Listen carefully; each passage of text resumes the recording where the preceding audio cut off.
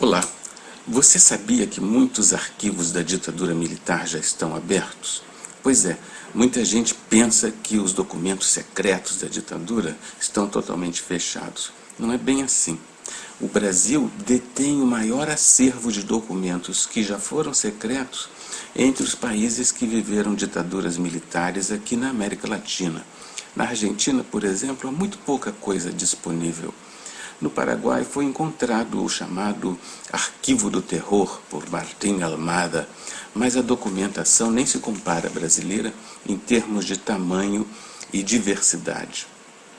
Tudo começou nos anos 90, quando vários documentos dos antigos DOPs, as delegacias de ordem política e social que eram ligadas às secretarias públicas estaduais de segurança, esses documentos foram transferidos para os respectivos arquivos públicos estaduais. Então, por exemplo, a documentação de São Paulo e do Rio de Janeiro são enormes, muito importantes e estão disponíveis para consulta desde então. Depois, no final dos anos 90, houve uma transferência muito importante do primeiro acervo de um órgão federal ligado à ditadura militar para o Arquivo Nacional. Foram os papéis da Divisão de Segurança e Informações do Ministério da Justiça.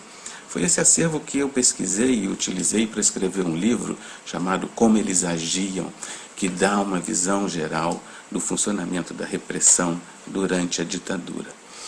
Depois, mais recentemente, em 2005, a então chefe da Casa Civil, a atual presidente Dilma Rousseff, assinou com o então presidente Lula um decreto muito importante, determinando a transferência para o Arquivo Nacional dos papéis de 3 órgãos fundamentais do esquema repressivo da ditadura: o SNI, que era o Serviço Nacional de Informações, o Conselho de Segurança Nacional, que era o principal órgão de assessoria colegiada dos generais presidentes, e a Comissão Geral de Investigações.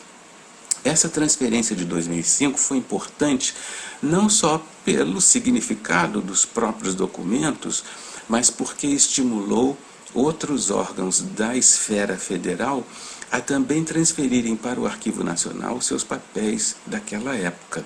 É o caso da Polícia Federal, do Itamaraty, de diversas assessorias de informações que funcionavam em estatais, em universidades.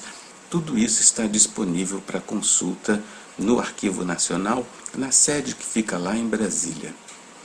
Muita gente me pergunta se esses documentos, antes de serem transferidos, não foram expurgados, não foram saneados, como a gente diz.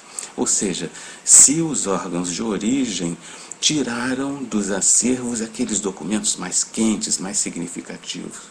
Isso de fato aconteceu, sobretudo nos documentos que vieram dos órgãos ligados aos militares, como o SNI. Certamente houve um saneamento ali. Mas ainda assim esses acervos são importantes. Por exemplo, um documento que possa ter sido eliminado ou destruído de um fundo documental, ele encontra-se às vezes uma cópia dele em outro, porque aqueles órgãos de repressão eles trocavam papéis e informações freneticamente. Hoje em dia, pelo Brasil afora, vários pesquisadores estão trabalhando com esses papéis. Você sabe que a documentação histórica e a pesquisa histórica demandam muito tempo para ser avaliada e trabalhada. Os jornalistas gostam de informações chocantes, documentos reveladores e bombásticos. Nós também. Mas a pesquisa histórica consegue produzir conhecimento, às vezes mesmo daqueles documentos aparentemente menos interessantes e rotineiros. Então, com certeza, nos próximos anos, essas pesquisas darão resultado e nós vamos ter um conhecimento muito mais apurado sobre o período da ditadura militar. Vários acervos ainda precisam ser abertos. Por exemplo, o Poder Judiciário no Brasil não seguiu ainda o exemplo do Poder Executivo. É preciso que os ministros do Superior Tribunal Militar mandem para o Arquivo Nacional os processos contra as vítimas da ditadura militar e não fiquem controlando essas informações, como, por exemplo, aconteceu recentemente com o processo que dizia respeito à presidente Dilma Rousseff durante a campanha. O mesmo deve ser dito dos comandantes militares. Recentemente, o comandante da Aeronáutica mandou para o Arquivo Nacional os documentos do antigo órgão de inteligência militar, o CISA, Centro de Informações de Segurança na Aeronáutica. Esses papéis estão sendo trabalhados pelos arquivistas e logo estarão à disposição. O mesmo deve ser feito pelos comandantes do Exército e da Marinha, já que havia os temidos órgãos de informação daqueles então ministérios, o CIA, Centro de Informações do Exército, e o CENIMAR, Centro de Informações da Marinha. Curiosamente, o principal problema não é mais a transferência dos documentos, a abertura dos arquivos, mas o pleno acesso a eles.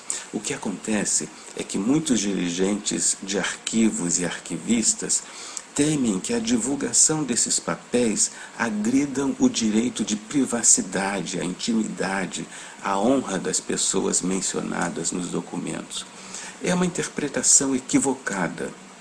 Em alguns países democráticos, existe, por exemplo, a cautela de se tarjar, ocultar o trecho que supostamente agrida a intimidade ou mesmo que põe em risco a segurança nacional. É o que acontece nos Estados Unidos.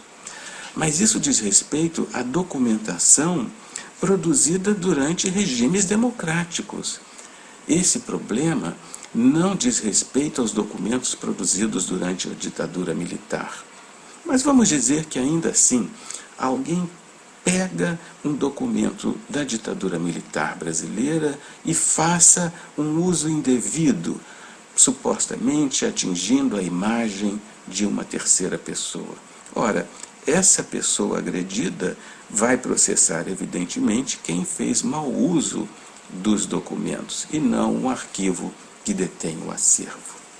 Por isso, nós precisamos, nesse momento, cobrar que os documentos que já estão nos arquivos tenham acesso universal. Qualquer um pode chegar num arquivo e pedir para ver esses documentos, independentemente se é um historiador, um pesquisador, um aluno ou um cidadão que queira, por curiosidade, conhecer a história daquele período.